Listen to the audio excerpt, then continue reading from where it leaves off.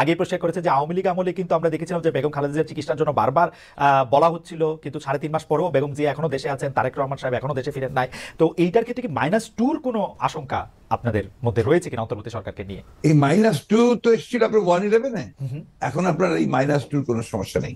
কারণ হচ্ছে যে আমরা আগে বলেছি, আমি গতকাল একটা ইন্টারভিউতে বলেছি যে বিএনপিকে এখন আর কেউ মাইনাস করতে পারবে না।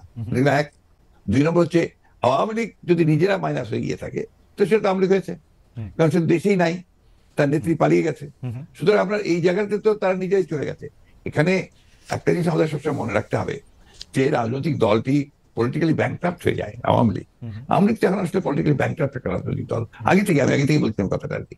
তার কোনো রাজনীতি নেই, সে ক্ষমতাকে এমন ভাবে ব্যবহার করেছে তাদের ব্যক্তিগত স্বার্থে, শুধু দলীয় স্বার্থে না, প্রত্যেকের ব্যক্তিগত স্বার্থে। They have minted money like anything.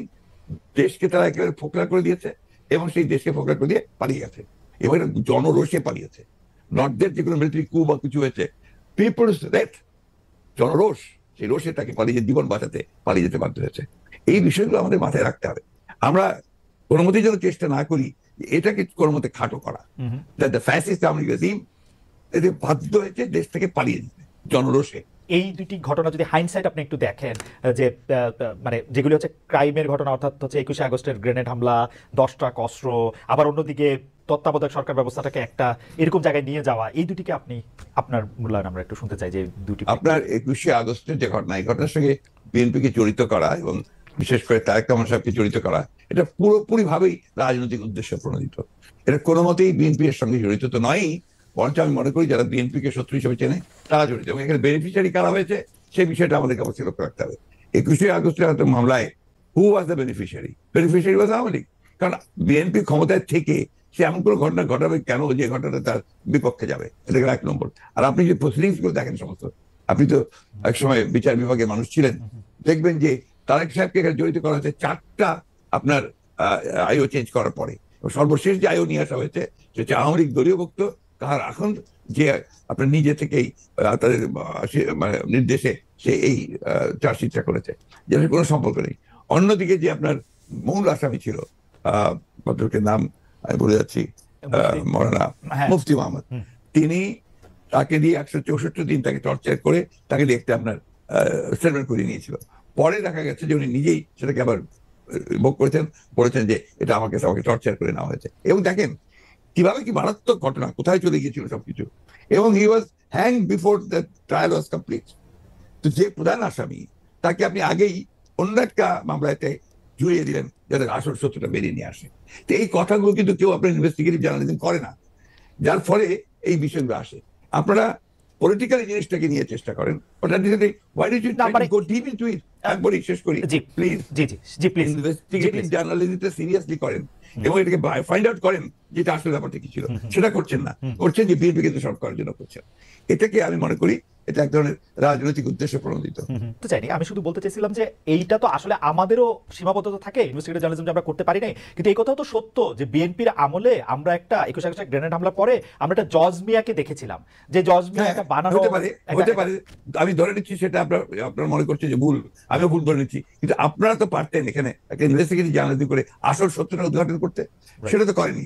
আমি আপনাকে আসল সত্যটা বলছি, সেটা আমি বললাম। আপনি এই জিনিসগুলো তো আপনারা কখনোই তুলে ধরবেন না যে 4 বার তার আয়ু চেঞ্জ করা হয়েছে, কখনোই তুলে ধরবেন না যে কার আসলকে দেওয়া হয়েছে যে আওয়ামী লীগের নমিনেশন চেয়েছিল, কখনোই তুলে ধরবেন না যে মুফতি মাহমুদকে বিচার শেষ হওয়ার আগে থেকে আপনার ফাঁসি দেওয়া হয়েছে। তো দিস আর দ্য এভিডেন্সেস, যেখানে আপনি পরিষ্কার বুঝবেন যে একটা শুধুমাত্র সাজানো মামলা, তাকে এখানে জড়িত করার জন্য এই কথাগুলো এসেছে। তত্ত্বাবধায়ক সরকার ব্যবস্থা বাতিল করার জন্য বা তত্ত্বাবধায়ক সরকার ব্যবস্থাকে প্রশ্নবিদ্ধ করার জন্য বিচারকদের বয়স বাড়ানো এবং একজন বিচারপতিকেই আসলে তত্ত্বাবধায়ক সরকার ব্যবস্থা প্রধান করার লক্ষ্য নিয়ে সেইটা করার কারণে বিচার মানে এই পুরো বিধানটাই এটা দিস ইজ ইওর ন্যারেটিভ, এটা আমাদের ন্যারেটিভ নয়। আমরা মনে করি যে ওই সময় প্রয়োজন ছিল আপনার বয়স বাড়ানোর ব্যাপারটা, ওটা বাড়ানো হয়েছিল। ইট মে নট ওয়ার্ক, সেটা অন্য কথা। একটা জিনিস আপনি আবার ভুলে যাবেন না যে 1/11 আগে চক্রান্তটা একটা হয়েছিল। সেই চক্রান্ত হচ্ছে যে আপনাদের সেই 9/11 ঘটেছিল তার আগে, আর এখানে আপনার কিছু পশ্চিমা দেশ একসাথে টিউজডে ক্লাব তৈরি করেছিল, একই সঙ্গে ভারতবর্ষ তার সঙ্গে যুক্ত হয়েছিল এবং তাদের মূল টার্গেটটা ছিল যে জাতীয়তাবাদী শক্তিকে এখান থেকে নির্মূল করা। এবং যেহেতু তারেক রহমান সাহেব জাতীয়তাবাদী শক্তির উঠতি নেতা ছিলেন, হি ওয়াজ দ্য রাইজিং লিডার। সুতরাং তাকে আপনারা মেলাইন করার জন্য, ভাবমূর্তি নষ্ট করার জন্য একটা পরিকল্পিতভাবে এই চক্রান্তগুলো করা হয়েছে এবং এই ক্যাম্পেইনটা চালানো হয়েছে, হুইচ ইজ টোটালি পলিটিক্যাল।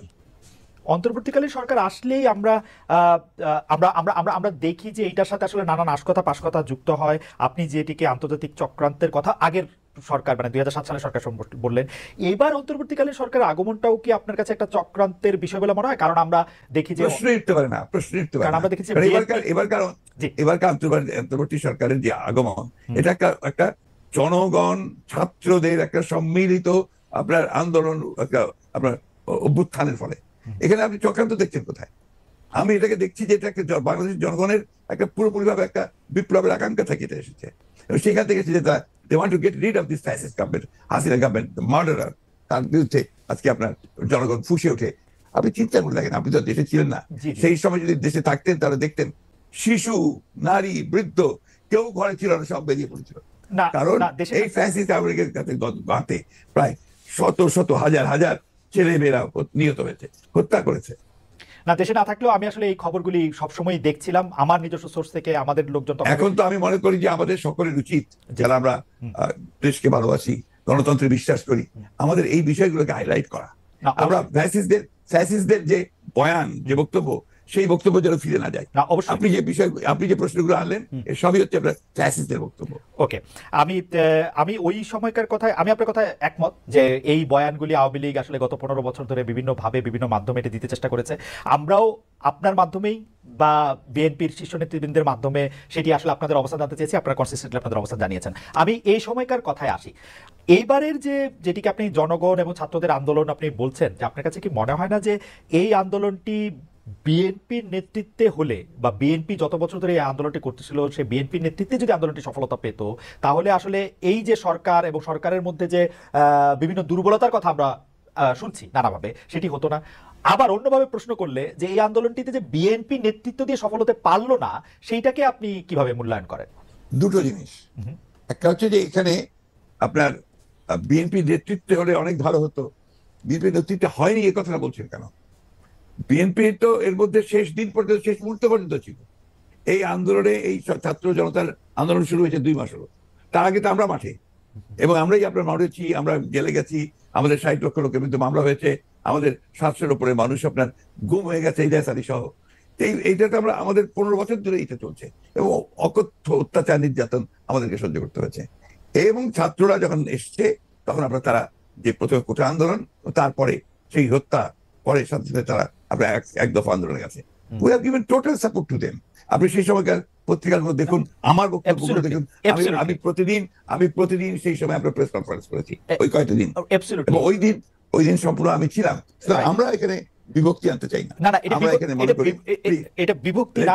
আমি আমার বক্তব্যটা শেষ করে ফেলি ভাইয়া। জি প্লিজ প্লিজ। এটা হচ্ছে যে এই বিষয়টাকে আমরা এক করে দেখতে চাই। এখন যে কোনো ধরনের একটা মিসআন্ডারস্ট্যান্ডিং তৈরি হওয়া বা একটা ভুল বুঝবুঝি হওয়া, সমঝোতার অভাব হওয়া, এটা কিন্তু দেশের জন্য এই মুহূর্তে এতটুকু মঙ্গলজনক হবে না। না, এটা আমি আপনার সাথে দ্বিমত পোষণ করছি না, কিন্তু আপনি বলছেন যে আপনি আসলে সাপোর্ট দিয়েছিলেন, আপনার সেই ব্যাপারে কোনো সন্দেহ নেই। আমরা প্রতিদিন আপনার বক্তব্য আমরা মিডিয়ায় দেখেছি, সরাসরি দেখেছি, বক্তব্য দেখেছি। আমার প্রশ্ন, আপনারা তো সাপোর্ট দিয়েছিলেন, কিন্তু লিডারশিপটা ছিল যে আসলে ছাত্রদের হাতেই, তাই তো? মানে এটা এই জায়গাটাতে আপনি যাচ্ছেন কেন? আমরা তো লিডারশিপ, এখানকার লিডারশিপটা আমরা ক্লেম করিনি। আমরা ক্লেম করেছি যে আমরা শেষ মুহূর্তে লিডারশিপটা আমরা দিয়েছি, একটা ক্লেম করেছি, করিনি তো? ওটা যাচ্ছেন কেন? আমরা বলছি যে ছাত্ররা শেষ মুহূর্তে, যে আমি তো আমার বক্তব্য বলেছি যে গোল আমরা তৈরি করে দিয়েছি, কিকটা করেছে ছাত্ররা। ওকে, আমি সেটা বারবার বলেছি যে এটা মাঠের মধ্যে বল তৈরি করে দিয়ে গোল করে সামনে নিয়ে এসেছি আমরা, তারা কিক করেছে সেভাবে ফ্যাসিস্টের কাছে। That's the point. আপনার কাছে কি মনে হয় যে ওই সময় যে সরকারটি গঠিত হলো, অর্থাৎ শেখ হাসিনা পালিয়ে যাওয়ার পরে যে সরকারটি গঠিত হলো, সেই সরকারটি গঠনের পরে যে সেই সরকারে কি আপনাদেরও থাকা উচিত ছিল? আপনার মনে হয় এরকম যে মানে এটা কি জাতীয় সরকার? না, আমি প্রায় এই ব্যাপারে আমি খুব পরিষ্কার কথা বলি যে আমরা এই সরকারে থাকতে চাইনি। কারণ আমরা মনে করেছি যে মূল বিষয়টা যেটা থাকবে, সেটাকে আমরা নিরপেক্ষ, নির্দলীয় হলে সব দিক দিয়ে ভালো হবে। সেই কারণেই আমরা ওইভাবে কোনো পলিটিক্যাল গভর্নমেন্টের সময় আসুক সেটা নিয়ে আমরা কোনো কথা বলিনি, বরঞ্চ আমরা এই গভর্নমেন্টকে তৈরি করার ব্যাপারে আমরা সহযোগিতা করেছি।